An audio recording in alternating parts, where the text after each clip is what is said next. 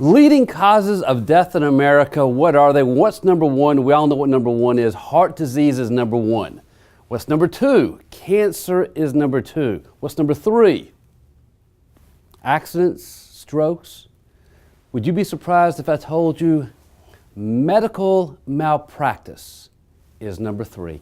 Last year, somewhere between 210 and 440,000 people died of medical malpractice. 106,000 people died of drug interaction. You're already on a medication, they bring you to the hospital, they give you a pain reliever, the combination of the two kills you. Oh yeah? I've had a heart attack. I carry these things with me. What are these things? Nitroglycerin. If I drop to the ground, someone needs to put one of these under my tongue. However, if I had taken Cialis the night before, the combination of the two will kill me. A risk I'm willing to take. Right. So, 7,000 people died of sloppy handwriting. 7,000 people died of sloppy handwriting. You went to the doctor filled out a prescription, handed it to you, you bring it to the pharmacy, they misread it, they give you the wrong prescription, they kill you. Here's the story. I got a friend named Kevin. Now, Kevin's my Starbucks buddy. And he has a daughter who last year was 18 years old and a freshman at Auburn University. 3 o'clock in the morning, last April, he gets a phone call. It's the hospital. His daughter is being admitted into the hospital at Auburn. And they're calling him to get his insurance information. And he went, oh my gosh, what's wrong? And they said, I'm sorry, we can't tell you. Why not?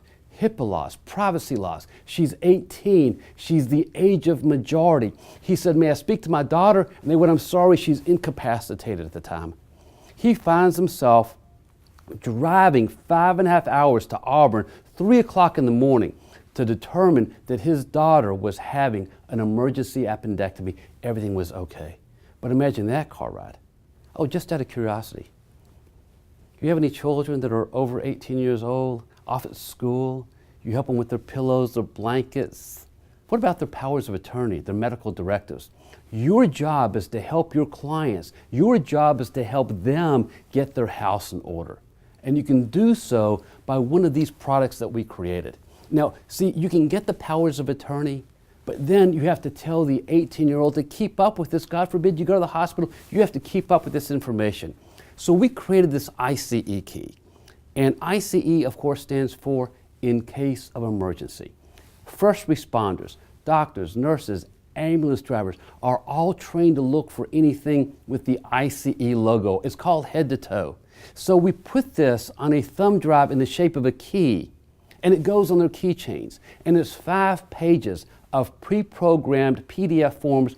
Point, click, fill it out yourself. Who are you? Who's your emergency contact? What prior medical procedures have you had?